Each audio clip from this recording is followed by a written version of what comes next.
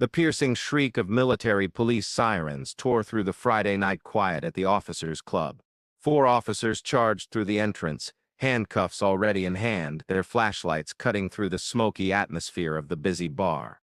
Their beams finally fixed on one person, standing perfectly still at the heart of a rapidly closing crowd.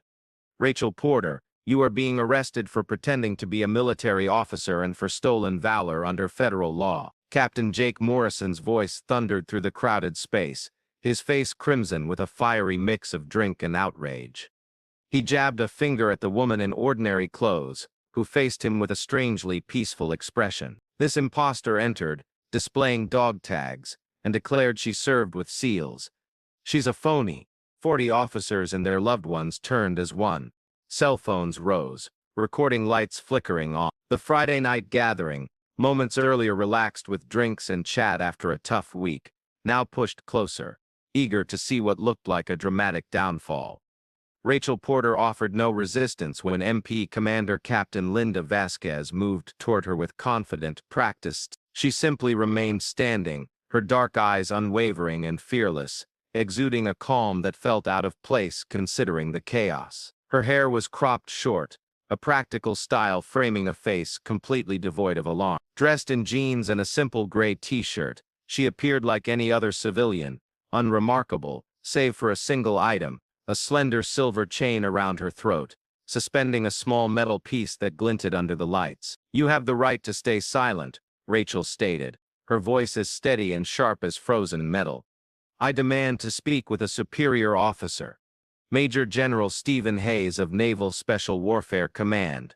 Morrison erupted in a jarring laugh, a sound several of his friends quickly joined. "You honestly believe a general cares about an imposter like you, lady?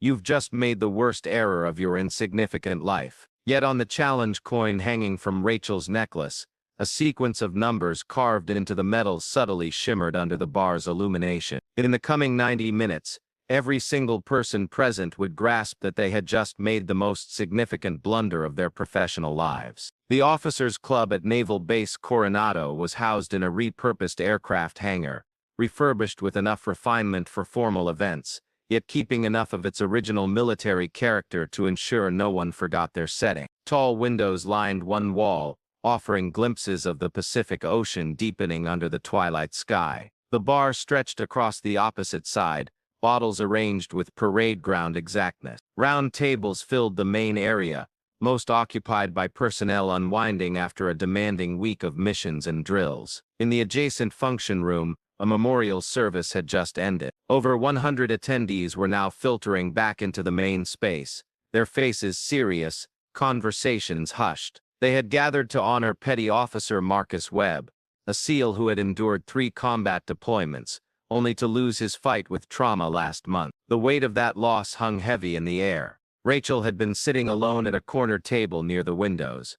Morrison's group first noticed her. She had kept to herself, slowly sipping a single glass of water, her posture unconsciously perfect despite the casual setting. To an ordinary observer, she was just another civilian, but Master Chief Tom Sullivan, a SEAL instructor with 22 years of experience, had noticed something distinct from his spot at the bar. Her posture, even while seated, showed an ingrained discipline. When someone walked too closely behind her, her gaze would subtly track their movement with an awareness beyond normal caution. And when the bartender dropped a glass, her head snapped toward the sound with a speed that suggested threat assessment, not just a simple jump. Sullivan was about to approach her when Morrison's group made their move. 3 SEAL operators, all in their late 20s to early 30s, fresh from a successful training exercise and feeling confident from their achievements and beer. Captain Jake Morrison led the trio, his SEAL trident pin standing out on his uniform.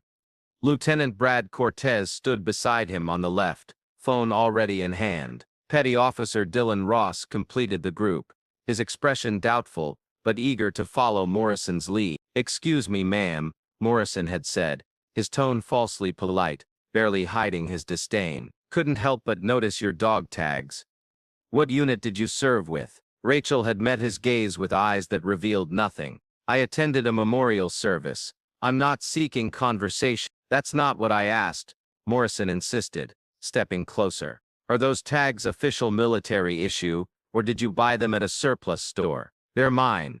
So you're claiming military service, Cortez chimed in, his phone now recording. As what?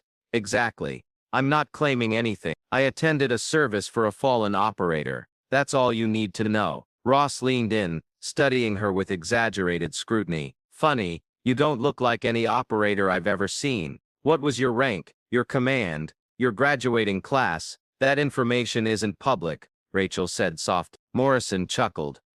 How convenient. Let me guess, your service is classified. Super secret squirrel stuff we're not cleared to know about. The nearby tables had begun to pay attention. Conversations faded. Phones emerged from pocket. The atmosphere in the room shifted from relaxed to watchful, even hostile. You know what I think, Morrison continued, raising his voice to ensure everyone could hear. I think you're one of those stolen valor cases. Someone who bought some gear online and wants to pretend they earned it. And you picked the wrong night and the wrong crowd to try that trick. Rachel's jaw tightened almost imperceptibly. Her hands remained flat on the table, but Sullivan noticed her fingers subtly shift position, as if she were deliberately keeping them still rather than forming a fist. I haven't misrepresented myself to anyone, she stated. Then prove it. Ross pulled out his own phone. Give us your details. We'll verify them right now. Should take 2 minutes if you're legitimate. I'm not authorized to provide operational details without proper clearance and verification. Cortez whooped. Operational details. She's actually sticking to the story. He aimed his phone camera at the watching crowd. Everyone hear this? We've got a live one. Stolen valor happening right here at Coronado Officers Club. Morrison seized Rachel's shoulder, turning her to face him directly. The movement was aggressive, deliberately intrusive. You think you can disrespect real operators? Sit here in our house wearing our symbols and expect us to just let it slide. For just an instant, something flickered in Rachel's eyes. A quick assessment, a threat evaluation. Sullivan saw it from across the room and instinctively pushed away from the bar, recognizing a response he'd seen countless times in actual combat veterans. But Rachel didn't move. She didn't strike. She didn't even pull away. She simply looked at Morrison with an expression so devoid of fear that it was somehow more unnerving than aggression would have been. You should remove your hand from me, she said quietly. Morrison squeezed harder. Or, you going to call the police? We are the police here, lady. And you just confessed to impersonating. His words were cut off as the dog tag chain around Rachel's neck snapped under the force of his grip. The tags scattered across the floor, metal clinking on the polished wood. The challenge coin followed, bouncing once before landing near Morrison's boot. Rachel's hand moved to catch the falling objects with blurring speed. She snatched one dog tag mid-air, her fingers closing around it so quickly that several onlookers blinked in surprise. But the coin was already on the ground. Morrison bent to pick it up, his expression triumphant. Well, well, let's see what kind of souvenir you bought yourself. He held the coin to the light, squinting at the markings. The metal was worn, clearly not new. One side bore an image he didn't recognize, a trident, but styled differently than the standard seal trident. The reverse side showed a series of numbers and letters that meant nothing to him. GU041201. Morrison read aloud. What's this supposed to be? Some kind of serial number you invented. Rachel stood slowly, her movements controlled but determined. Give that back. I don't think so. This is evidence. Evidence that you're running a scam. Morrison pocketed the coin. And now we're calling the MPs. Let them decide what charges to file. Bartender Joey Martinez, a former Navy medic who'd been watching the confrontation with growing worry, spoke up from behind the bar. Hey Morrison, maybe ease up a little. Let her explain before you escalate this. Explain what? How she bought fake gear and thought she'd impress people. Morrison pulled out his own phone. I'm reporting this. Captain Vasquez is going to love this. As he made the call, Cortez continued filming, narrating for his viewers. This is what stolen valor looks like, folks. Someone so desperate for respect, they'll steal the identity of warriors who actually earned it. Right here at Coronado. Can you believe it? She picked literally the worst possible place to run this scam. Ross circled Rachel like a predator sizing up prey. You know the penalty for impersonating a military officer. Federal crime, prison time. Your life's about to get very complicated. Rachel didn't respond. She simply stood there, her posture unconsciously shifting into what Sullivan recognized as a modified parade rest, feet shoulder-width apart, hands loosely clasped behind her back, weight evenly distributed. It was the stance of someone who'd stood through countless inspections, briefings and waiting periods. The stance of someone who'd worn a uniform for years. Sullivan pushed through the gathering crowd. "Gentlemen, perhaps we should all take a breath here. Morrison, you've made your point. Let's wait for the MPs and let them handle it properly." Morrison rounded on him. "With respect, Master Chief, this doesn't concern you. We caught her red-handed." "What exactly did you catch her doing?" "Sitting quietly at a table, wearing military identification she didn't earn." "Did she tell you she was a SEAL?" Sullivan asked calmly. Morrison hesitated. "She implied it. She was wearing tags, had a coin, talked about attending an operator memorial." "All of which could be true," Sullivan interrupted. "Did she specifically claim to be something she's not?" "She said her service record is classified," Ross interjected. "Classic faker move." Sullivan looked at Rachel, who met his gaze with that same unsettling calm. "Ma'am, prior service?" "Yes," Rachel said simply. "Branch?"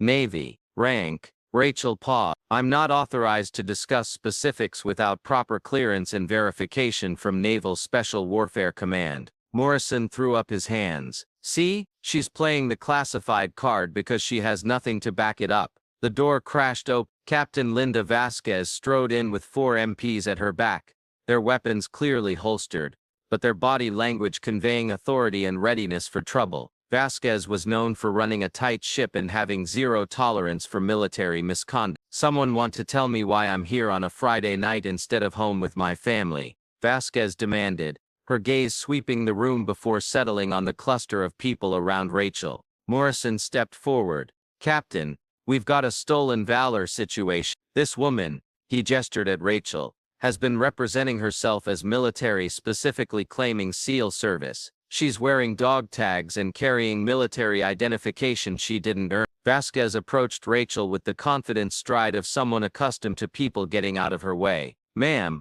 I need to see identification, driver's license or military ID." Rachel reached into her pocket, slowly pulled out a wallet and handed over her driver's license. No military ID appeared. Vasquez examined the license under her flashlight. "Rachel Porter, civilian address in San Diego. No military designation, yet you're wearing dog tags." "I attended a memorial service for a fallen operator," Rachel said, her voice steady. "I made no claims to anyone about my status." "She absolutely did," Morrison cut in. "She talked about SEAL training, operational details." "I answered questions that were directed at me," Rachel corrected quietly. "I didn't volunteer information." Vasquez held up a hand for silence. "Miss Porter, simple question. Did you represent yourself as a currently serving or former military officer this evening?" "I attended a memorial service. Period." "That's not an answer. Did you or did you not claim military service?" "If you've ever been wrongly accused of something you couldn't defend yourself against,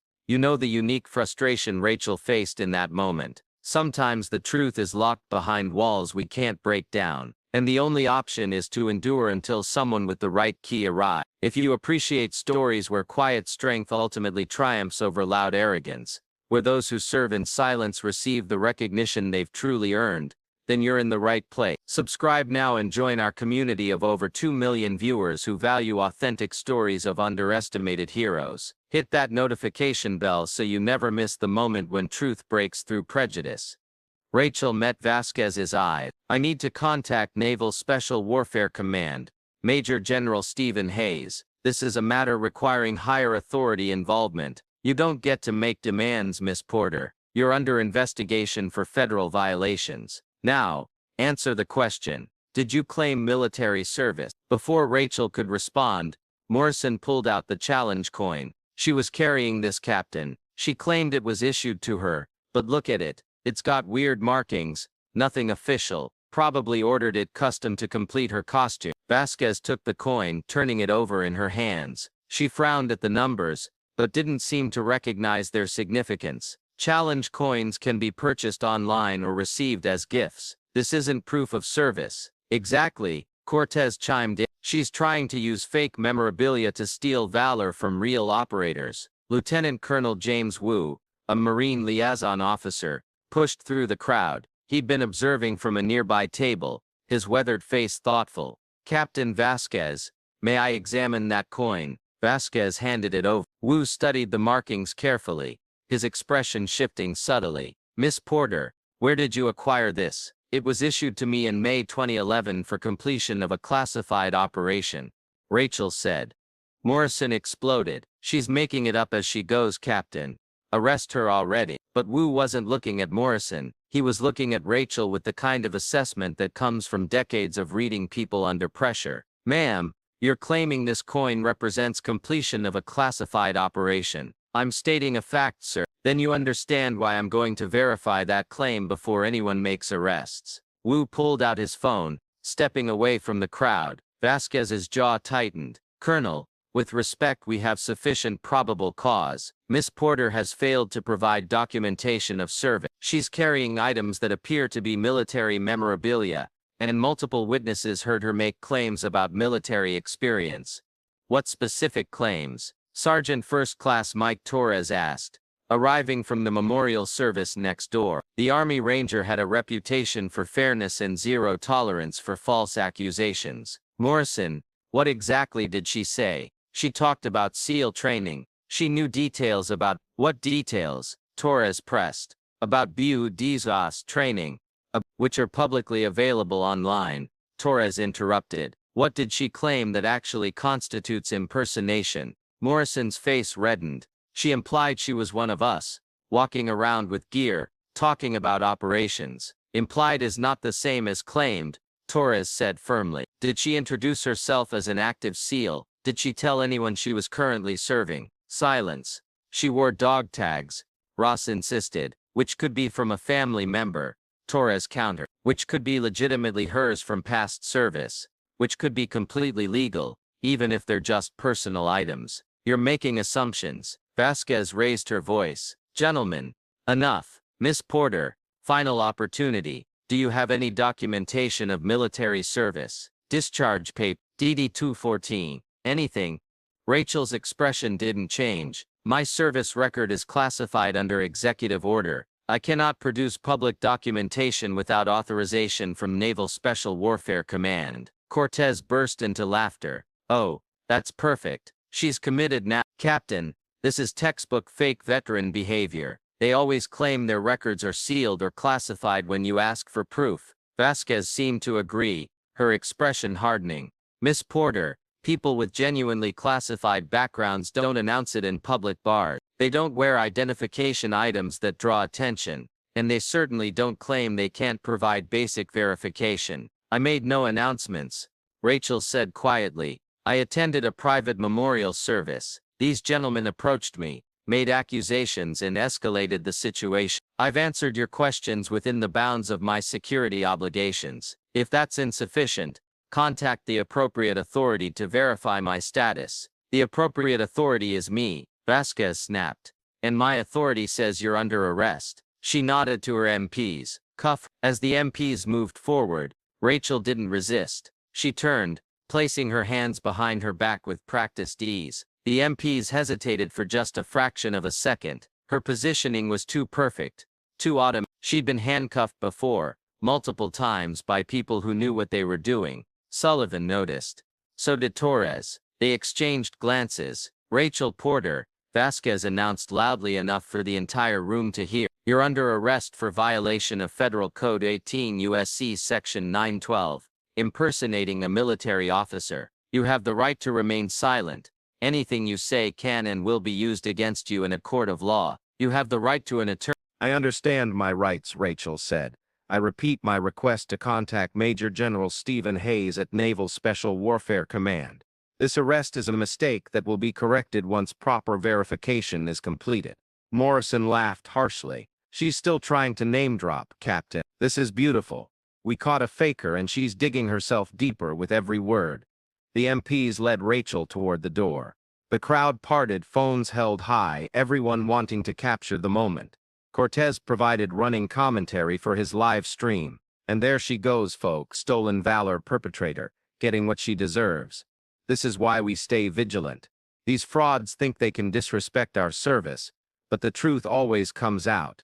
As Rachel passed the bar, Joey Martinez caught her eye. The former medic looked troubled, his instincts clearly warning him that something was wrong with this picture, but he said nothing. What could he say? Sullivan watched her go, his decades of experience screaming that they were making a catastrophic mistake. But he had no evidence, no reason beyond intuition, so he stayed silent too, though it cost him.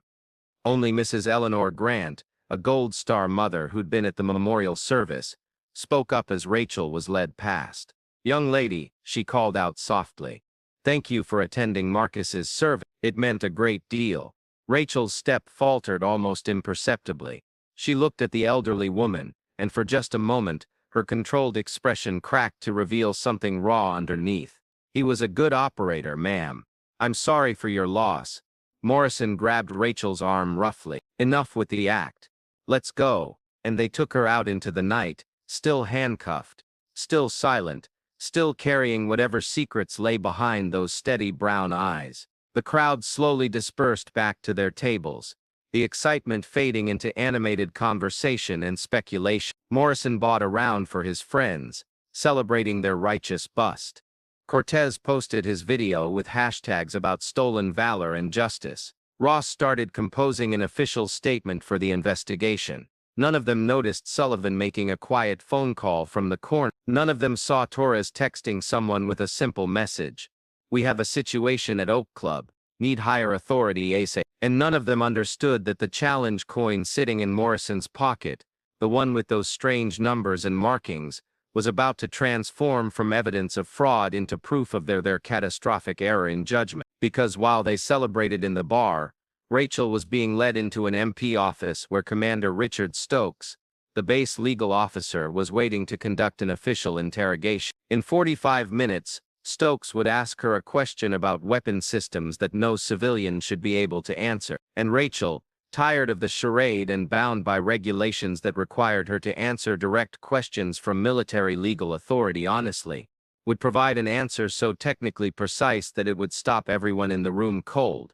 But that moment hadn't arrived yet. For now, she sat in a hard metal chair in a windowless office, hands cuffed behind her back, waiting with the infinite patience of someone who'd waited through far worse situations in far more dangerous places, waiting for the truth to catch up with the accusation, waiting for someone with the right clearance to ask the right questions, waiting, as she'd learned to do years ago, for the moment when silence would finally be allowed to speak. The MP office was exactly what Rachel expected: simple furniture, fluorescent lighting that made everyone's skin look sallow, and the lingering smell of stale coffee mixed with industrial cleaner. A metal desk dominated the center of the room, flanked by chairs that were deliberately uncomfortable.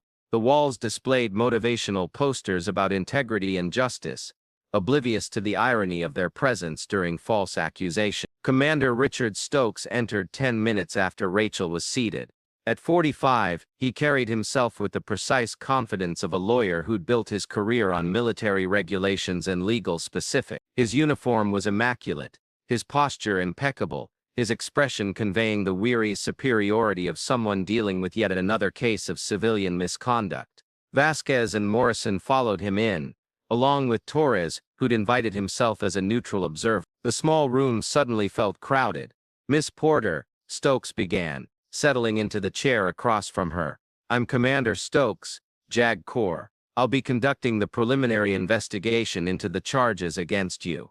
I want to make something clear from the start. If you cooperate fully and honestly, things will go easier for you. Stolen valor is a serious federal crime, but first-time offenders who show remorse often receive reduced sentences." Rachel said nothing. "Let's start with basics," Stokes continued, pulling out a yellow legal pad. "Full name, Rachel Ann Porter. Date of birth, November 15, 1989. Current occupation, emergency medical technician with San Diego County." Stokes made notes. "And you claim prior military service." "I served in the United States Navy, honorably discharged October." Morrison, leaning against the wall, couldn't contain himself. "Here we go. Let's hear the details of this alleged service." Stokes shot him a warning glance. "Lieutenant, I'm conducting this interview. You'll have your chance. He returned his attention to Rachel. Miss Porter, what was your rank in the Navy? Rachel paused for exactly 3 seconds. I'm not authorized to disclose my specific rank or unit designation without proper clearance and verification from Naval Special Warfare Command. There it is, Morrison exclaimed. The classic deflections. This is exactly what stolen valor perpetrators do. They claim classified service because they can't provide details that don't exist. Stokes held up a hand. Miss Porter, I have a secret clearance. If your service was genuinely classified at that level, you can disclose it to me. My service requires higher than secret clearance. The room fell silent for a moment. Stokes's pen stopped moving. Even Morrison looked uncertain. Torres spoke up quietly. Commander, that would be top secret SCI, or specialized compartmented programs. If she's telling the truth. If. Morrison interrupted. Big if. Stokes tapped his pen against the pad. Fine, let's approach this differently. Miss Porter, tell me about BUED's training, assuming you're claiming to have gone through it. I haven't claimed anything about BUED's, Rachel said, but you know what it is. Basic underwater demolition SEAL training, conducted at Naval Special Warfare Center Coronado. Common knowledge, Morrison muttered. Google could tell you that. Stokes continued. What week of BUED's is Hell Week? Week 4 of first phase. What's the grinder used for? Physical training evolutions. Surf torture, log PT, conditioning drills. Asphalt surface approximately 150 feet by 200 feet. Stokes's eyebrows rose slightly. That level of specificity wasn't typical tourist knowledge. What happens during surf torture? Rachel hesitated. This was crossing into territory that could either condemn or vindicate her. Students form boat crews in the surf zone. They're required to link arms and remain in the cold water for extended periods. The purpose is to test psychological endurance and teamwork under physically demanding conditions. How long are the periods? That varies by instructor decision and student performance. It's not standardized. What's the water temperature? Typically between 55 and 65 degrees Fahrenheit, depending on the season. Stokes made notes, his expression thoughtful. Morrison looked less confident now, but unwilling to back down. She could have read all this in memoirs or watched documentaries. Could have, Torres agreed, but she's not wrong about any of it. And her answers aren't rehearsed. She's not reciting from memory. She's pulling from experience. Your opinion, Morrison snapped. Stokes moved to more technical material. Miss Porter, what weapon platforms are standard for SEAL assault element? This was the line. Rachel knew it. Answer truthfully and reveal knowledge that shouldn't be public. Refuse and confirm their suspicions of fraud. The regulations were clear. Direct questions from military legal authority regarding potential criminal activity required honest responses. She made her choice. Standard loadout for DevGru assault elements typically includes modified HK4 with 10.4-inch barrel, suppressor, EOTech XPS-3, optic, visible and infrared laser aiming devices. Stop. Stokes's voice was sharp. The pen dropped from his hand. Where did you get that information? Rachel fell silent. Morrison pushed off the wall. Where did you get it? That's not public information. No, Stokes said quietly, his expression shifting from skeptical to deeply troubled. That's operational details that should not be in civilian hands. He stared at Rachel. Miss Porter, you just revealed classified information. How do you know those specifications? I was asked a direct question by legal authority. Rachel said calmly. I'm required to answer honestly. That doesn't explain how you know classified weapons configurations. It does if I had access to them through legitimate service. The room erupted. Morrison demanded immediate arrest for espionage. Vasquez wanted to know who Rachel's contacts were. Torres argued that her knowledge proved she had insider access somehow. Only Stokes remained silent, studying Rachel with the intensity of someone reassessing everything. Finally, he raised his hand for quiet. Miss Porter, I'm going to ask you one direct question, and I want a direct answer. Not deflection, not claims of classified status, not evasion. Were you or were you not a member of the United States Naval Special Warfare Community? Rachel met his eyes. I was. In what capacity? That information requires top-secret SCI clearance and compartmented access that I cannot verify you possess, Commander.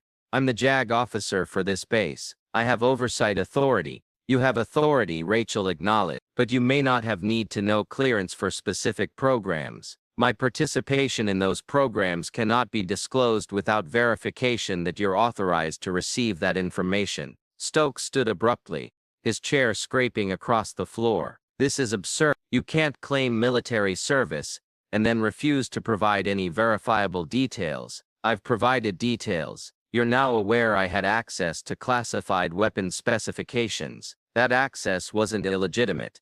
I didn't steal information or hack database. I knew those details because I used those weapon systems. Morrison's face had gone red. You're claiming you were an operator, a woman. In what? 2010, 2011. There were no female SEAL operators then. Officially, Rachel said quietly. There were. The word hung in the air like smoke from a discharged weapon. Vasquez stepped forward. Miss Porter, let me see your hands. Rachel looked at her. Why? Just do it. Rachel held out her hands, still cuffed. Vasquez grabbed her wrists, turning her palms up to the light. Her thumbs ran over the calluses, thick ridges at the base of each finger, pronounced scarring between the thumb and index finger of her right hand, smaller scars across the palm. Commander, Vasquez said slowly, these aren't normal calluses. This is weapon wear, significant weapon wear. Torres moved closer to examine Rachel's hands. His expression shifted. That's pistol grip pattern. Thousands of rounds. And this scarring, that's slide bite from improper grip on a 1911 or similar platform. She learned to shoot with something that bites back when you hold it wrong. Anyone can go to shooting ranges, Morrison insisted, but his voice had lost its confident edge. Not like this, Torres countered. This is duty weapon wear. This is what happens when you carry and fire a service weapon daily for years. Recreational shooters don't develop this pattern. Stokes examined the hands as well, his legal mind clearly working through implications. Miss Porter, remove your jacket. I'd prefer not to.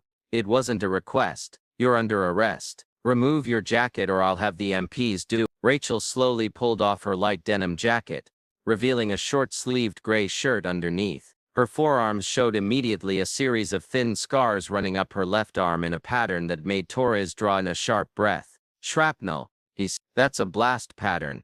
IED or explosive device fragment wounds. He pointed to her shoulder. And that scarring, surgical. Something required significant medical intervention. Rachel's jaw tightened, but she said nothing. Vasquez studied the scars with professional interest. These aren't fresh, years old. Healed cleanly, which means good medical care, military medical care. Could be from anything, Morrison argued, but he sounded uncertain now. Car accident, industrial accident, with shrapnel pattern. Torres shook his head. That's combat injury signature. I've seen it enough times to recognize it. Stokes returned to his chair, his entire approach shifting. Miss Porter, I'm going to run your name through the military database. Standard check. If you served, you'll appear. If you don't appear, we'll have our answer. He pulled out a laptop, logged into a secure terminal, and began typing. Rachel watched him passively as he worked. Morrison moved to look over his shoulder. Torres remained by her side, his expression thoughtful. Vasquez stood by the door, arms crossed. After 5 minutes, Stokes looked up. No record of Rachel Porter in the SEAL pipeline, UADS graduates, or NSDLU community databases that I can access. Morrison's triumphant expression returned. There it is. She's a fraud. She's not in the databases you can access. Torres correct. That's different from not being in any database. What databases can't a JAG commander access? Morrison challenged. Quite a few, actually, Torres said. JSOC personnel, special mission units, compartmented program. If she was part of something above your clearance, Commander, she wouldn't appear in your search. Stokes closed the laptop with more force than necessary. Miss Porter, I'm going to be direct. You've demonstrated knowledge you shouldn't have, injuries consistent with combat service, and physical evidence of weapons training, but you're not in any database I can verify. That means either you're telling the truth about classified service above my clearance level, or you've stolen information and fabricated an elaborate cover story. I've told you the truth, Rachel said simply. Then provide me with someone who can verify it. A commanding officer, a unit member, someone I can contact to confirm your claims. Major General Stephen Hayes, Commanding General, Naval Special Warfare Command. Morrison laughed bitterly. She's still trying to name drop. Sir, this is getting ridiculous. She's claiming she can only be verified by a 3-star admiral, the commanding general of the entire SEAL community. That would be my last CO, Rachel said quietly. You expect us to believe you reported to a vice admiral? Vasquez asked incredulously. I don't expect anything, Captain. I'm stating fact. Stokes rubbed his temples. Miss Porter, if you truly reported to General Hayes, he would have records, documentation, something to verify your claims. He does. Then why isn't it in the standard databases? Because it's not standard service. The circular argument was interrupted by a knock on the door. One of the MPs stuck his head in. Commander, there's an NCIS agent here. Says she needs to be involved in this case. Moments later, Special Agent Dana Frost entered. At 36, she carried the quiet authority of someone who'd investigated everything from petty theft to treason. Her expression was professionally neutral as she surveyed the room. Commander Stokes, I'm Special Agent Frost, NCIS. I understand you're investigating a stolen Valor case. Alleged stolen Valor, Torres corrected. Frost glanced at him, then at Rachel, then at the challenge coin now sitting on Stokes's desk. She picked it up, turning it over slowly. Her expression didn't change, but something in her posture shifted. Where did you get this? She asked Rachel. It was issued to me in May 20. For what operation? Operation 041. Frost's fingers tightened almost imperceptibly around the coin. Commander Stokes, I need everyone except essential personnel out of this room now. Morrison protested. I'm the one who identified the fraud. I have a right to. You have no rights in an NCIS investigation, Lieutenant. Frost said flatly. Out. That includes you, Captain Vasquez. Agent Frost, this is my arrest. Was your arrest? NCIS has jurisdiction over federal crimes involving military personnel. I'm assuming control of this investigation. Please exit. Vasquez's jaw worked, but she nodded and left. Morrison followed, reluctantly, throwing a venomous glance at Rachel as he passed. Only Stokes and Torres remained, along with Frost and Rachel. Frost pulled out her own laptop, logging into what appeared to be a much more sophisticated system than Stokes had access to. She typed Rachel's information rapidly, her expression focused. The silence stretched for 5 minutes, then 10. Finally, she closed the laptop and looked at Stokes. Commander, how much do you know about Naval Special Warfare Group 7? There is no Group 7, Stokes said automatically. NCLOLU is organized into Groups 1, 2, 3, 4, 8 and 10. Correct, there is no Group 7. Officially. Frost turned to Rachel. But there was a unit with that designation, wasn't there, Miss Porter? Rachel's expression remained neutral, but Torres saw her shoulders tense almost imperceptibly. I cannot confirm or deny the existence of classified units, Rachel said carefully. No, you can't, Frost agreed. But I can, because I have the clearance. She looked at Stokes. Commander, Miss Porter is telling the truth. Her service record is classified at levels above your access. The challenge coin is authentic, and you're about to make the situation significantly worse if you continue this arrest. Stokes stared at her. You're saying she was actually. I'm saying you need to release her immediately, and contact Major General Hayes before this becomes an incident that ends careers. Starting with your. Morrison's shoulder check as he had passed Rachel on his way out had been deliberate, a final act of contempt from someone convinced he'd exposed a fraud. The collision sent Rachel stumbling against the desk edge, and her shirt sleeve caught on a protruding corner of metal. The fabric tore with a soft ripping sound and exposed her shoulder. The tattoo was impossible to miss. A Navy SEAL trident rendered in sharp black lines with exceptional detail, but it wasn't standard. Below the trident were letters GU7, and surrounding those letters, 12 five-pointed stars arranged in a precise circle. 3 seconds of absolute silence. Then Chief Warrant Officer Alex Brennan, who'd just arrived and been standing outside the interview room, saw it through the open door. Oh my God, Torres's eyes went wide. Is that? Frost closed her laptop with a snap. Everyone stopped moving. Joey Martinez, the bartender, had followed the group from the club, and was watching through the hallway window. His face went pale. "That's a ghost unit designation," Master Chief Sullivan, arriving from making phone calls, pushed past Martinez and saw the tattoo. His entire body went rigid. Then slowly and deliberately, he came to attention. "Ma'am," he said, his voice thick with emotion, "that is not something to take lightly." Rachel pulled her shirt back over her shoulder, but the damage was done. Everyone had seen it. The door at the end of the hallway banged open, footsteps, multiple sets, moving with purpose, and then a voice, sharp with authority and aged with command. "Where is she?" Major General Stephen Hayes entered the MP station in his dress uniform, every ribbon and medal in perfect placement, his weathered face set in an expression of barely controlled fury. At 58, he moved with the efficiency of someone half his age. Decades of special operations service, evident in every step. Behind him came Commander Bill Hodges, the base commander, looking deeply uncomfortable, and behind Hayes came Lieutenant Colonel Wu, who'd made the phone call that brought Hayes here. The hallway erupted in activity. Everyone who could stand came to attention. Stokes shot out of his chair. Vasquez and Morrison, who'd been waiting in the outer office, scrambled to their feet. Even Rachel, handcuffs still on, began to rise. Hayes's eyes swept the scene, taking in everything: the torn shirt, the visible tattoo, the handcuffs, the challenge coin on Stokes's desk. His jaw tightened. Then he looked at Rachel, really looked at her, and his expression shifted through a dozen emotions in 2 seconds. Shock, recognition, something that might have been pain, relief, and finally settling into grim determination. "Operator Porter," he said quietly. The room erupted into chaos.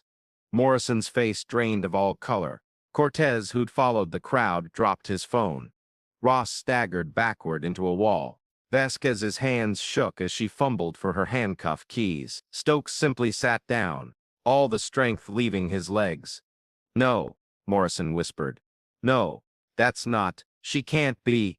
Hayes ignored them all. He walked directly to Rachel, and in a movement that would be analyzed and replayed countless times in the coming days, he came to attention and saluted her. "Ma'am," he said formally, "it's an honor." Rachel, still handcuffed, couldn't return the salute, but she met his eyes with an expression that finally, after 90 minutes of forced calm, showed emotion, gratitude, relief, and something that might have been tears held firmly in check. "General," she said, her voice slightly hoarse, "permission to speak freely." "Granted. It's good to see you, sir." Hayes's composure cracked just slightly. "The honor is mine, Rachel, always has been." He turned to Vasquez. "Get those handcuffs off her now." Vasquez's hands were shaking so badly she could barely work the key. When the cuffs finally came off, Rachel rubbed her wrists absently, the action automatic and unconscious. Hayes turned to address the room, his voice carrying the weight of 3 decades of command. "For those present with appropriate clearance, I'm about to provide information that does not leave this room. For those without clearance," he looked pointedly at Morrison, "consider this an official briefing under national security protocols. Any disclosure will be prosecuted." He picked up the challenge coin from Stokes's desk, holding it up so everyone could see. This coin was issued to 12 individuals who participated in the most classified naval special warfare operations conducted between two. These individuals operated under a unit designation that officially does not exist, and has never existed. They conducted missions in denied territories where U.S. military presence could not be acknowledged, and they did so with a success rate and casualty ratio that remains unmatched. Hayes's voice softened slightly.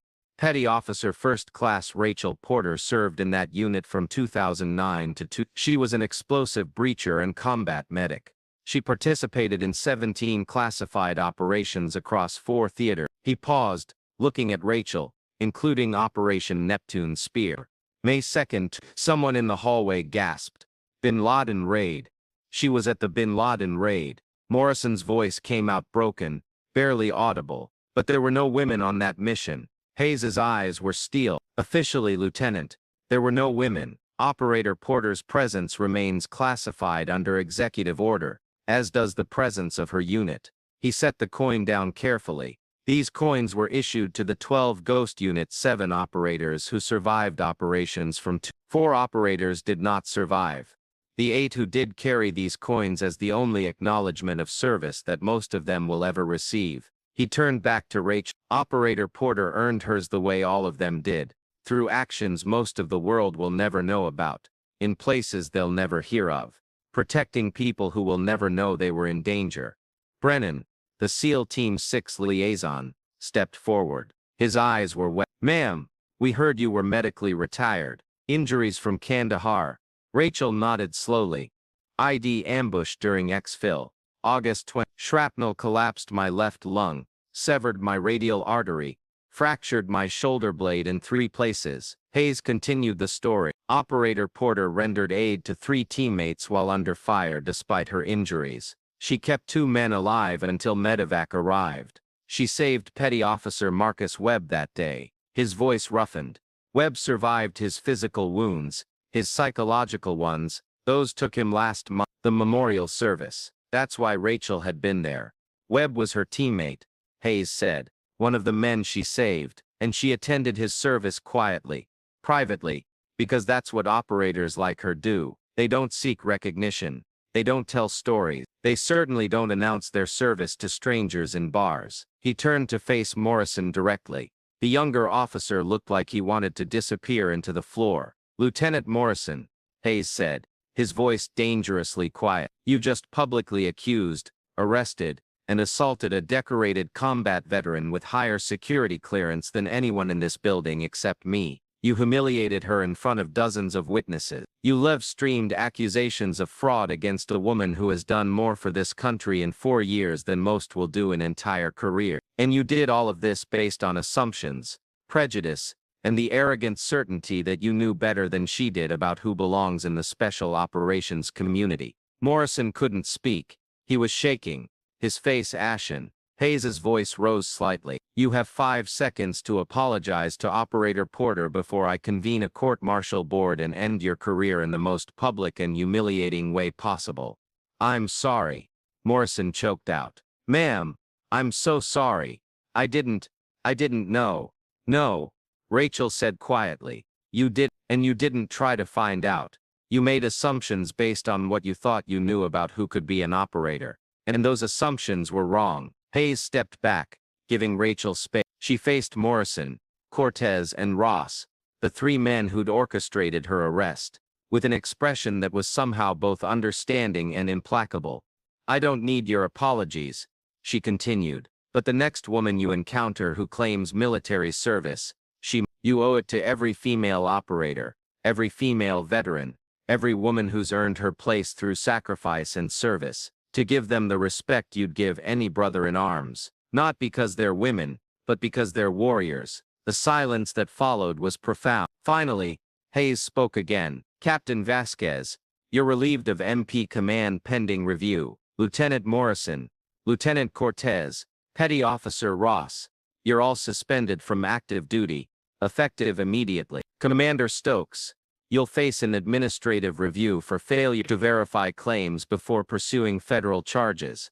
Commander Hodges," he looked at the base commander, "we need to discuss new protocols to ensure this never happens again." One by one they acknowledged their fate. Vasquez removed her rank insignia and placed it on the nearest desk. Morrison couldn't look up from the floor. Stokes nodded numbly. Hayes turned to Rachel one final time. "Operator Porter, on behalf of Naval Special Warfare Command, I apologize for this treatment. This should never have happened to you. It will not happen again." Rachel met his eyes. "It wasn't your fault, sir. It was my community, my responsibility." He paused. "I'd like to offer you a position.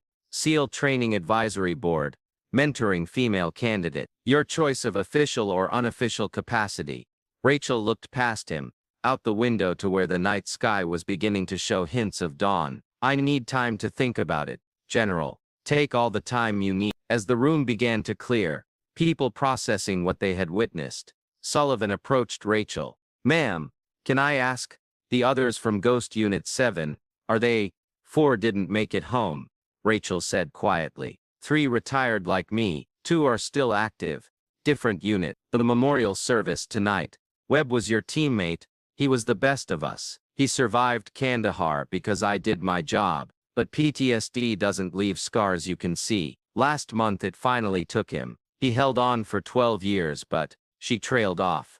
Miss Eleanor Grant, who'd been waiting in the hallway, stepped forward. Her weathered face was wet with tears. My son served under your protection and I never knew your name until tonight, but I knew someone kept him alive when everything went wrong. Thank you for bringing him home. Rachel embraced the elderly woman gently. He was a good operator. I'm sorry for your loss. And I'm sorry for yours. All of yours. Mrs. Grant pulled back, searching Rachel's face. You carry so much weight. Please let people help you bear it. Torres, still standing nearby, spoke quietly. Ma'am, you saved lives most people will never know about. That's the hardest kind of service. The kind that gets no recognition, no acknowledgement, no thanks. It's the only kind worth doing, Rachel said simply. The words hung in the air, a final statement on service, sacrifice, and the silent warriors who operate in shadows so others can live in light. Hayes checked his watch. It's Rachel, you're coming with me. We're getting you properly checked out medically, then getting you somewhere you can rest. Everyone else, this incident is classified. Nothing that happened tonight gets discussed outside proper channels. Am I clear? A chorus of yes sir echoed through the room. As Hayes led Rachel toward the exit, Morrison found his voice one last time. Ma'am, I know I have no right to ask, but why didn't you tell us? Why did you let us arrest you when you could have stopped it at any time? Rachel paused, looking back at him. Could I? At what cost? Breaking federal law to save my ego, revealing classified information to win an argument. She shook her head. I took an oath, Lieutenant. That oath didn't have an exception for personal convenience or public embarrassment. Some things are more important than being right. Service is one of them. And with that she walked out into the early morning, free for the first time in hours, heading toward whatever came next. Behind her, the officers' club began the slow process of understanding what had just happened. Videos would be deleted, statements would be revised, careers would be examined, and in some cases ended. But one thing was certain. No one present that night would ever forget the quiet woman who'd endured their accusations with grace, who'd carried secrets heavier than most would ever know, and who'd proven that sometimes the strongest warriors are the ones nobody expects. The drive to Naval Medical Center San Diego took 20 minutes through pre-dawn streets, empty except for delivery trucks and dedicated joggers. Hayes drove his own vehicle, a nondescript black SUV that screamed government issue despite lacking any official marking. Rachel sat in the passenger seat, watching the city lights blur past, her mind still processing the past 2 hours. You know, Hayes said after several minutes of silence, when Wu called me, I was at a retirement dinner for Admiral Patterson, had to leave before dessert. Patterson's wife was not pleased. Rachel glanced at him. Sorry to ruin your evening, sir. Don't be. Patterson's retirement speeches are legendary for all the wrong reasons. You gave me an excellent excuse. He navigated a turn with practiced ease. What I want to know is how you ended up at that club in the first place. You've been a ghost for 12 years. Why surface now?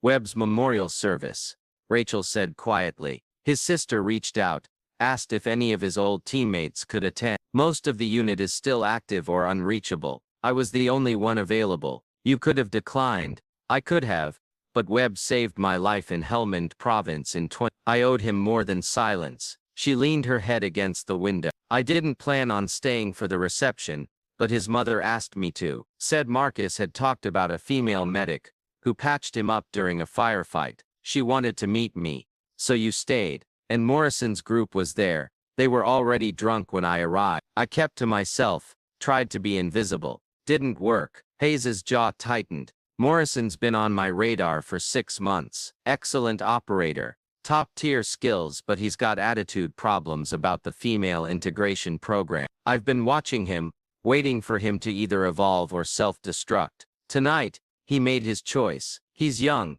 Rachel said. He'll learn. He's old enough to know better, and young enough that this will define his career going forward. Hayes pulled into the medical center parking lot, finding a spot near the emergency entrance. But that's not your problem anymore. Right now, we're making sure you're physically okay. Then we're dealing with the fallout.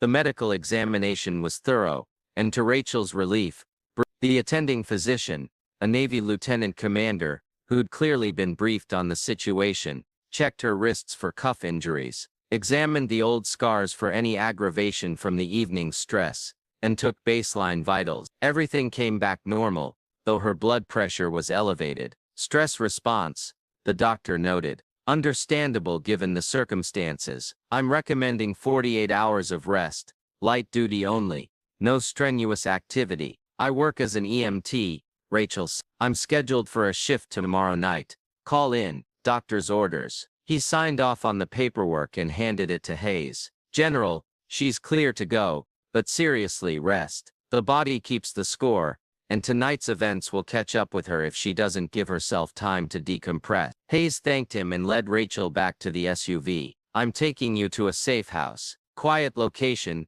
secure, no interruptions. You'll stay there until we sort out the administrative mess. I have an apartment, which Morrison has the address to, along with 50 other people who watched his live stream. NCIS is already monitoring social media. Your face is out there, Rachel. The stolen Valor accusation went viral before we could stop it. Now we're doing damage control, but until we can guarantee your safety, you're going somewhere secure. Rachel closed her eyes. Of course, the video. She'd known Cortez was streaming, but in the chaos, she hadn't thought about the implications. Thousands of people had watched her arrest, heard the accusations, formed opinions, and now Hayes would have to somehow explain why the woman arrested for stolen Valor was actually a legitimate operator, without revealing classified information.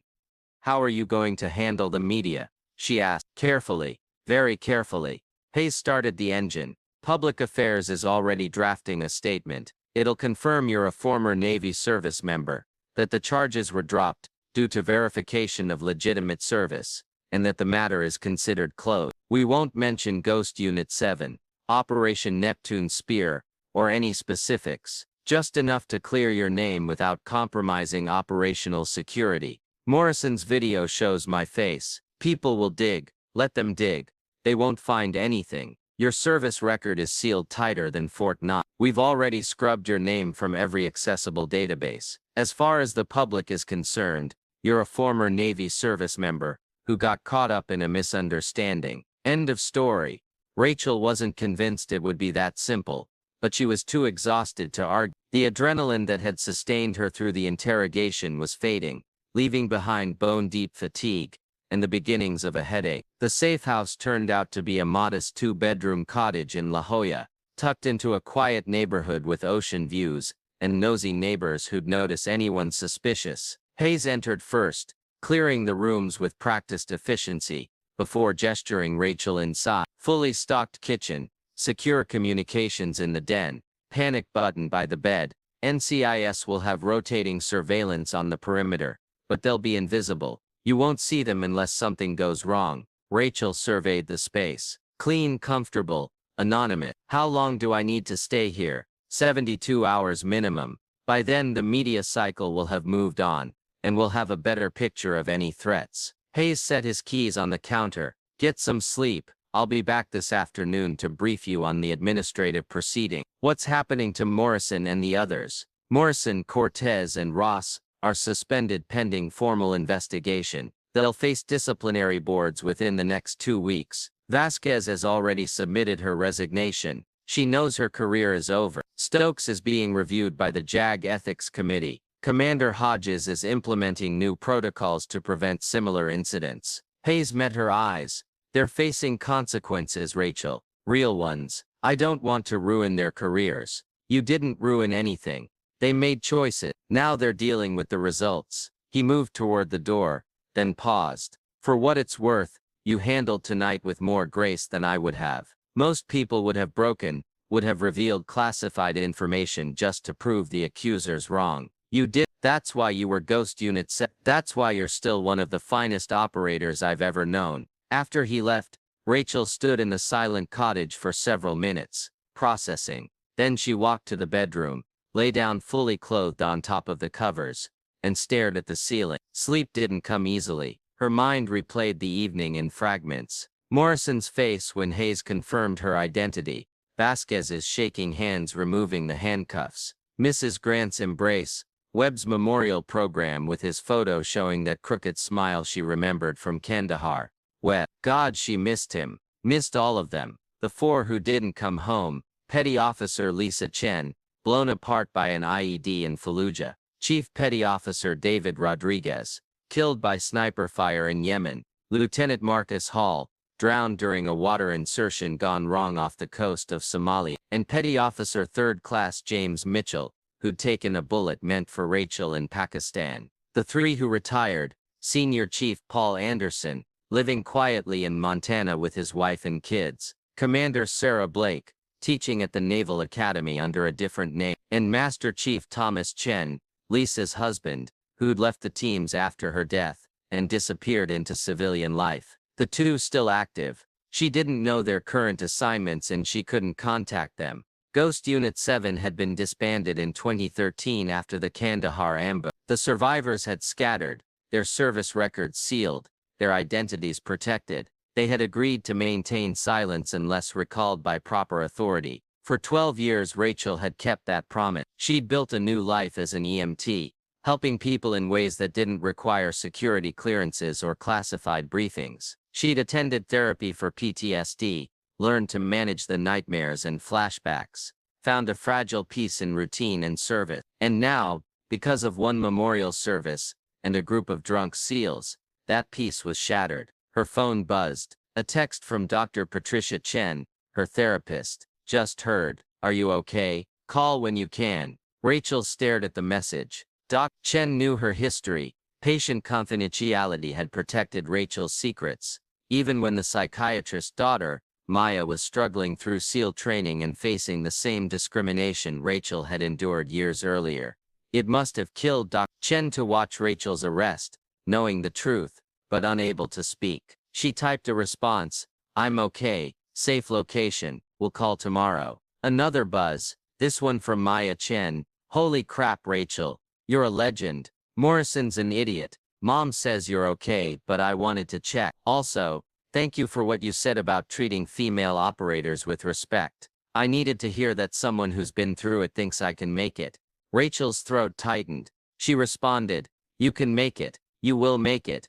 Don't let anyone tell you otherwise." And Maya, being an operator isn't about being the strongest or the fastest. It's about being the person your teammates can trust when everything goes wrong. Focus on that. The response came quickly. "Yes, ma'am. Get some rest. You've earned it." Rachel set the phone aside and finally closed her eyes. This time, sleep came, deep and dreamless. The sleep of someone who'd carried a heavy burden for too long and finally set it down, even if just temporary. She woke to afternoon sun streaming through the windows and the smell of fresh coffee. Sitting up, she found Hayes in the kitchen, 2 mugs on the counter, a folder of documents beside them. "You look better," he said, sliding a mug toward her. Almost human. Rachel accepted the coffee gratefully. "What time is it?"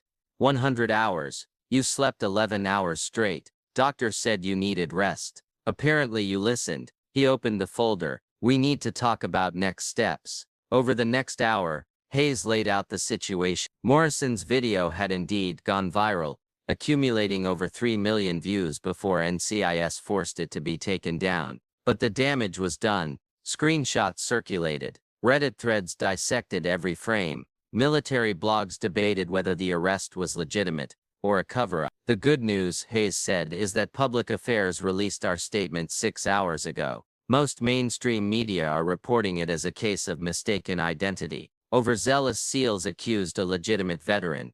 Charges were dropped. Everyone apologized. The story's already losing steam. And the bad news? The bad news is that you're now a minor celebrity in certain corners of the internet. Veterans forums are trying to identify you. Social media sleuths are digging into your background. So far they're hitting walls. Your classified status is hold, but it's only a matter of time before someone with the right connections starts asking the right questions." Rachel sipped her coffee. "What do you recommend?"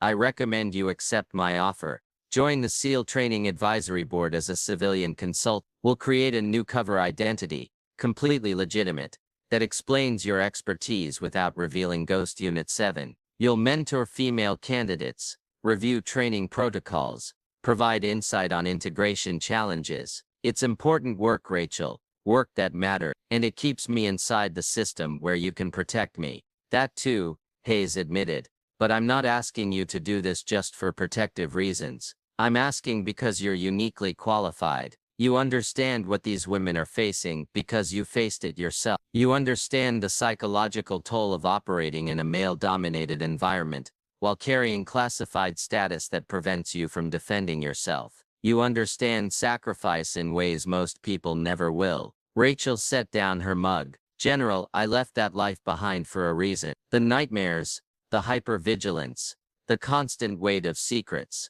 I've spent 12 years learning to be normal, to have relationships that aren't built on lies, to sleep through the night without waking up in combat mode. If I come back into the community, even as a civilian consultant, I risk losing all that progress. I know what I'm asking, Hayes said quietly. And I won't pressure you, but consider this, Maya Chen is struggling. She's one of 3 women currently in BDS training. The other 2 are considering dropping out because of the discrimination. They need someone who's been there, who understands, who can tell them it's possible. Not because of some abstract principle, but because they're looking at living proof. Using me as inspiration is dangerous. What happens when they find out I can't tell them about most of my service? When they realize I'm a ghost, even within the community? Rachel Porter made the right call, and the decision she's about to face will define not just her future, but the future of countless women following in her footsteps. The story is about to take an unexpected turn that will leave everyone speechless. Before we continue, if you're enjoying this journey of revelation and respect earned through sacrifice, show your support by hitting the like button. Your engagement helps us share more stories about heroes who serve without seeking recognition. Stay with us. The confrontation is intensifying. Hayes leaned back in his chair. Then we tell them a version of the truth, that you served in a classified capacity you still can't discuss, that you earned your place through actions that remain sealed, that your service record will never be public, but your commitment to excellence and your dedication to the mission speak for themselves. Maya doesn't need to know about Neptune's Spear or Ghost Unit 7. She needs to know that someone who looks like her, who faced the same obstacles, made it through and came out the other side still standing. Rachel stared into her coffee, watching the dark surface ripple with each breath she took. I'll think about it. That's all I ask. Hayes stood. There's one more thing. We've received a request from... They want to do a piece on women in special operations, and they specifically want to interview you. Absolutely not. I told them you'd say that, but their producer made a compelling argument. If we control the narrative now, tell your story on our terms, we prevent others from speculating and potentially stumbling onto classified information. A sanitized interview, pre-approved questions. Nothing that compromises security, just enough to satisfy public curiosity and shut down the conspiracy theories. And turn me into a public figure, which is the last thing I want. It's a risk, Hayes conceded, but so is staying silent and letting others define who you are. Either way, you're already in the spotlight. The question is whether you want any control over what that light reveals. Rachel shook her head. I need more time to decide. You have 48 hours. After that, the media will move on to the next story and the opportunity closes. He collected his folder. I'll be back tomorrow morning. In the meantime, NCIS will maintain perimeter security. You're safe here. Try to relax. After Hayes left, Rachel poured herself another coffee and wandered into the living room. The safe house had been furnished with careful anonymity, neutral colors, generic artwork, furniture that could belong to anyone. But someone had left a few books on the shelves, and Rachel found herself drawn to them. One caught her eye, The Things They Carried by Tim O'Brien. She pulled it out, settled onto the couch, and began reading. The stories of Vietnam soldiers carrying physical and emotional weight resonated in ways that made her chest ache. O'Brien understood. He'd been there. He knew what it meant to carry things that couldn't be put down. Her phone buzzed again. This time, an unknown number. She almost didn't answer, but something made her pick up. Rachel Porter, a woman's voice. Professional but warm. Who's asking? My name is Catherine Rodriguez. I'm David Rodriguez's sister. I got your number from General Hayes. I hope you don't mind. I wanted to thank you. Rachel's breath caught. David Rodriguez. Ghost Unit 7. Killed in Yemen in... Ma'am, I'm not sure what you mean. General Hayes told me what happened last night, about Morrison and the arrest. About you being revealed as Ghost Unit. My family has always known David was part of something classified. We never knew details, never asked. But after last night, Hayes called me personally. He said I could know that my brother served with you, that you were teammates, that you were there when it happened. Rachel closed her eyes. Ma'am, please call me Catherine, and please let me say this. For 15 years my family has mourned David without understanding what he died for. We knew it was important, knew it mattered, but we had no details, no context, nothing to hold on to, except the flag they gave us, and the empty words about his sacrifice. Last night, General Hayes told me that David saved your life in Fallujah, that he put himself between you and that his last words were, "Get her out." Tears streamed down Rachel's face. She remembered, God. She remembered the explosion, David's body shielding hers from the worst of the blast, his blood soaking into the sand, the desperate scramble to evacuate while under fire. He was a hero, Rachel managed. The best of us. And now I know he died protecting someone worth protecting, someone who went on to save others, to serve with honor, to carry his memory forward. That means everything to my family. Everything. Catherine's voice cracked. So thank you, Rach. Thank you for surviving. Thank you for honoring his sacrifice by continuing to serve. Thank you for being worth saving.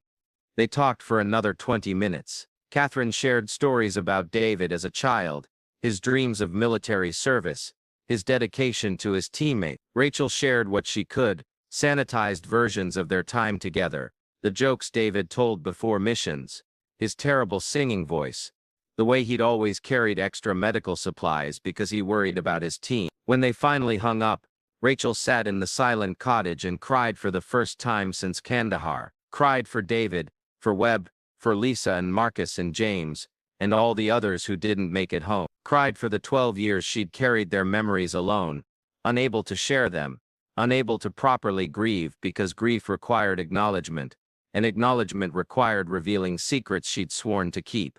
The next morning, Hayes returned with news. We've had development. Morrison's disciplinary board convened yesterday. He's being discharged from the Navy under other than honorable conditions. Cortez is receiving a letter of reprimand and reassignment. Ross is suspended for 6 months with mandatory sensitivity training. Rachel absorbed this. That's harsh for Morrison. His career is over. He assaulted a superior officer, falsely accused a veteran of federal crimes, and created a public relations nightmare. The board considered those aggravating factors. Plus, his service record showed a pattern of discrimination complaints that were never formally addressed. Last night was the culmination, not an isolated incident. What about the others who were there, the witnesses? Most are facing non-judicial punishment, letters of counseling, extra duty, that sort of thing.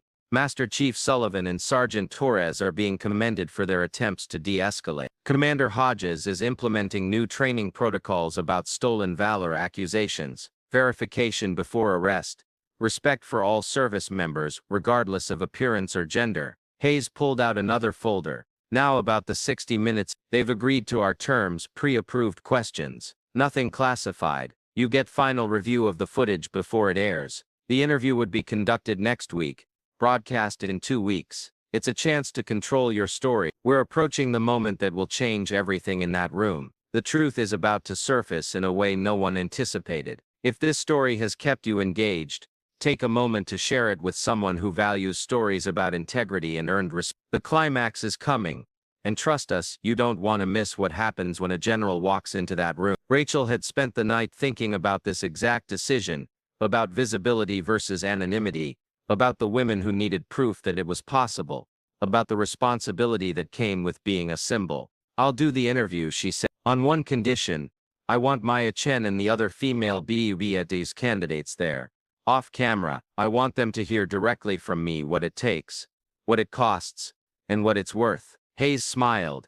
Done. I'll set it up. The interview took place in a secure conference room at Naval Base Coronado, exactly 1 week after Rachel's arrest. The 60 Minutes producer, a sharp woman named Jennifer Walsh, had done her homework. She knew exactly what questions to ask to get compelling answers without compromising classified information. Ms. Porter, last Friday night you were arrested for stolen valor, yet within 2 hours those charges were dropped, and you were revealed to be a legitimate veteran. Can you walk us through what happened? Rachel, dressed in simple civilian clothes but with her posture betraying years of military discipline, chose her words carefully. I attended a memorial service for a fallen service member. Some individuals at the venue made assumptions about my background based on my appearance. Those assumptions led to accusations that I was impersonating a military officer. Once proper authorities verified my service record, the misunderstanding was resolved. But it wasn't just a misunderstanding, was it? You were handcuffed, interrogated, threatened with federal charges. How did that feel? Frustrating, but I understood their perspective. Stolen valor is a real problem that dishonors legitimate veterans. These individuals thought they were protecting the integrity of military service. They were wrong about me, but their motivation wasn't entirely unjustified. You're being very diplomatic about people who humiliated you publicly. Anger doesn't serve anyone. What serves is learning from the incident and ensuring it doesn't happen again. The Navy has already implemented new protocols. That's progress.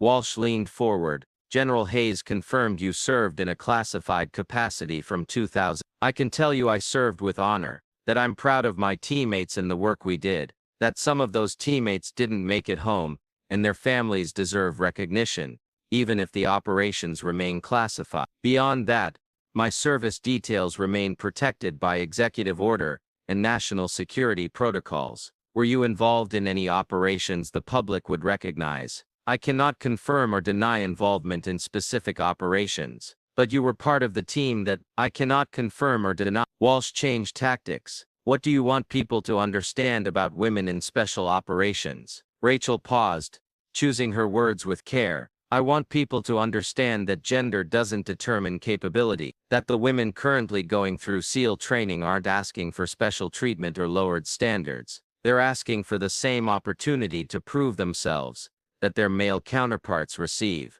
They're asking to be judged on performance, not prejudice. And they're asking that when they succeed, because some of them will succeed, they be recognized as operators first, and women second. What would you say to young women considering special operations careers? I'd say it's harder than you imagine. The physical demands are brutal. The psychological stress is overwhelming. You'll face discrimination, doubt, and obstacles your male peers won't encounter. You'll work twice as hard for half the recognition, and even when you succeed, some people will never accept it. Rachel paused, but I'd also say it's worth it, because the women who make it through don't just earn a place for themselves, they open doors for everyone who comes after. They prove that excellence has no gender, and they become part of a brotherhood that, despite the name, is ultimately about shared sacrifice, mutual trust, and dedication to something larger than yourself. The interview continued for 90 minutes. Walsh asked about PTSD, about transitioning to civilian life, about the challenges of carrying classified service history. Rachel answered honestly but carefully, revealing enough to be relatable while protecting operational security. When it was over, Walsh shook her hand. That was powerful. Thank you for trusting us with your story. After the cameras were packed away, 3 young women entered the conference room. Maya Chen, along with petty officers Ashley Grant and Kimberly Martinez, the 3 women currently in BUB's first phase. They looked exhausted, bruised, and determined. Ma'am, Maya said, thank you for agreeing to meet with us. Rachel gestured to the chairs. Sit, and stop calling me ma'am. I work for a living. The old enlisted joke broke the ice slightly. For the next 2 hours, Rachel talked with them about the reality of special operations, about managing physical pain, about handling discrimination without letting it derail training, about the importance of teamwork over individual heroics. She shared sanitized stories from her own experience, emphasizing the lessons without revealing classified details. Here's what nobody tells you, Rachel said. The worst part isn't the physical training. Bodies adapt. The worst part isn't even the discrimination, though that's brutal. The worst part is the isolation. You're going to be alone in ways your male classmates never experience. They have each other. Dozens of guys going through the same hell, building bonds, sharing the suffering. You have each other and maybe a handful of instructors who actually support integration. Everyone else will be waiting for you to fail. How do we deal with that? Ashley asked. By being so undeniably competent that they can't ignore you. By making yourself invaluable to your boat crew. By being the person they want next to them when everything goes wrong. and by supporting each other. Because you're not competing against each other, you're competing against the standard. If all three of you make it through, that's a victory. If only one of you makes it, that's still a victory. The point isn't to be the best woman, it's to be the best operator you can be, regardless of gender. Kimberly spoke up. Do you ever regret it? The service, the sacrifices. Rachel considered the question. I regret that some of my teammates didn't make it home. I regret that families lost people they loved. I regret that some operations required choices with no good options. But do I regret serving? No. I did work that mattered. I protected people who couldn't protect themselves. I was part of something larger than myself. That's not something I can regret.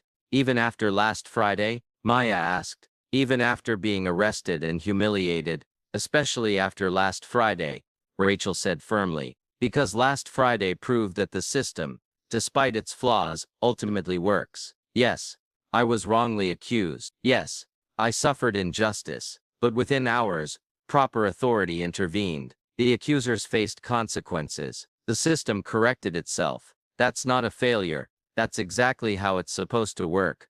Imperfectly, messily, but ultimately justly. Before they left, Rachel pulled Maya aside. Your mother is proud of you. She can't tell you directly because of her professional obligations. But she's proud, and so am I. Maya's eyes glistened. I won't let you down. You can't let me down. The only person you can let down is yourself. So don't quit. Even when everything in you is screaming to quit, don't. Because on the other side of that pain is something very few people ever experience.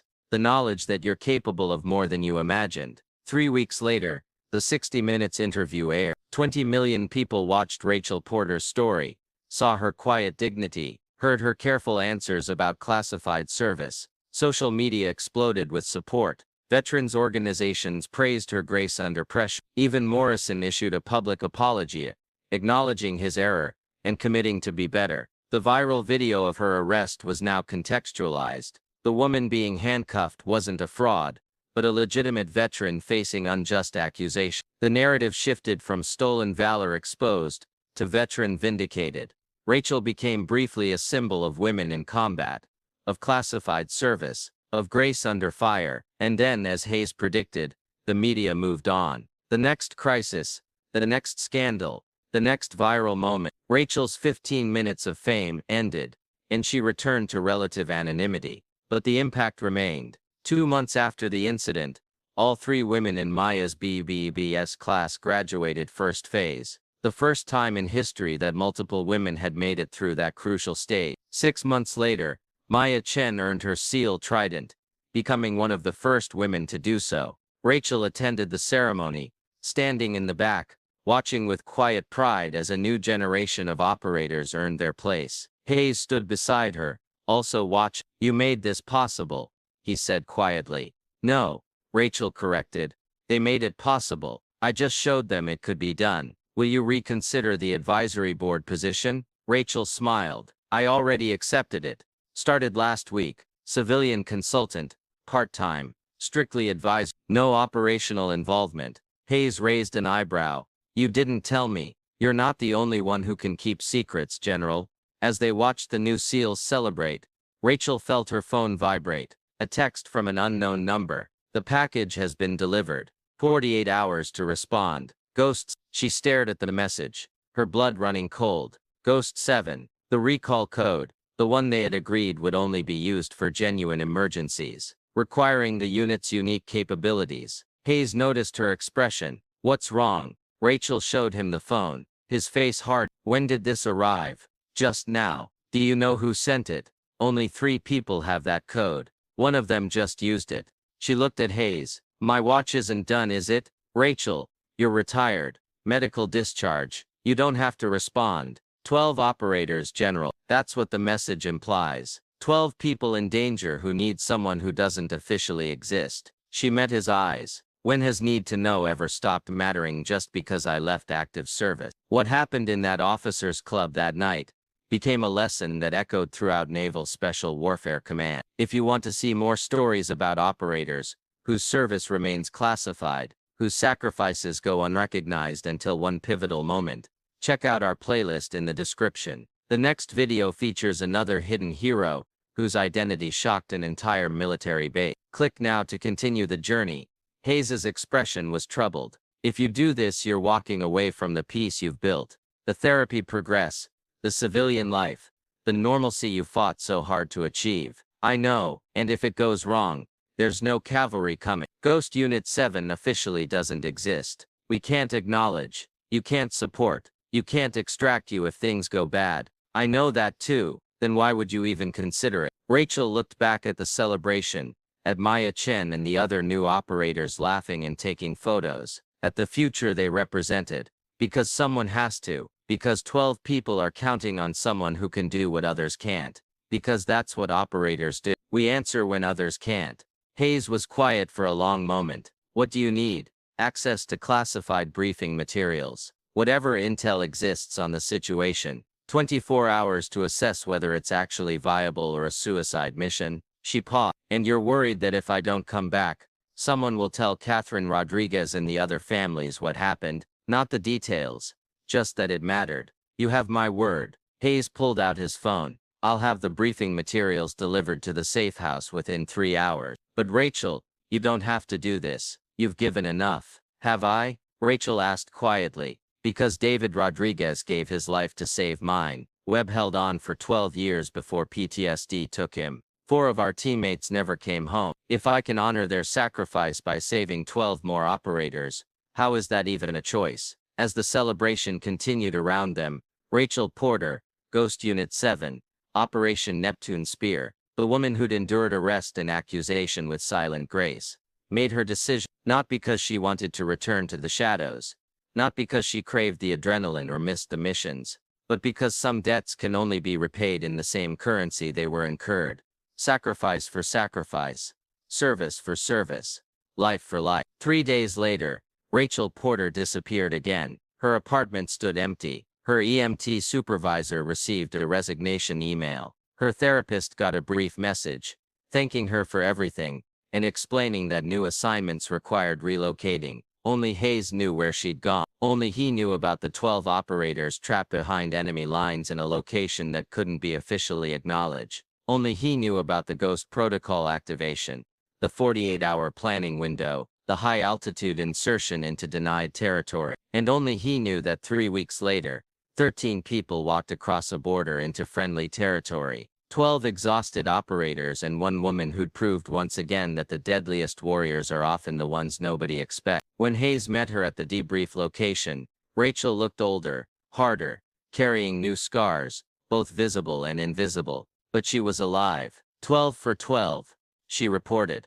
Complete success. 0 casualties. Welcome back, operator, Hayes said quietly. Not back, sir, just not done yet. She looked at him with eyes that had seen too much, but refused to look away. Maybe the watch never really ends. Maybe for people like us, like Ghost Unit 7, there's always one more mission, one more person to save, one more debt to honor. And when it finally breaks you, Rachel smiled tiredly. Then I'll know I gave everything I had. And isn't that what operators do? 6 months later, Rachel Porter appeared at another SEAL graduation ceremony. She stood in the back again, watching new operators earn their trident, wondering which of them would answer the call when their own Ghost Protocol activated, wondering which of them would understand that service isn't about glory or recognition. It's about showing up when needed, doing what others can't, and carrying the weight so others don't have to. The true warriors, she'd learned, aren't the ones who seek the fight. They're the ones who answer when called, who serve in silence, who carry secrets that can never be told and burdens that can never be shared. They're the ghosts in the machine, the operators in the shadows, the ones who exist in classified files and sealed records. Their sacrifices known only to a handful of people with the right clearances and need to know. And Rachel Porter, standing in that crowd wearing civilian clothes and carrying memories that would never make it into history books, was proud to be one of them, because some stories aren't meant to be told. Some heroes aren't meant to be recognized. Some service happens in shadows so deep that light never penetrates. But it matters. God, it matters. And that, Rachel thought as she watched the new operators celebrate, was enough. That had to be enough. Because for operators like her, for Ghost Unit 7, for all the warriors who served in silence and answered calls that officially never happened, There was no other choice. The watch continued, and somewhere in a secure facility with clearances above the highest classifications, another phone would eventually buzz with another message. Ghost 7, package delivery required. And somewhere someone would answer, because that's what operators do.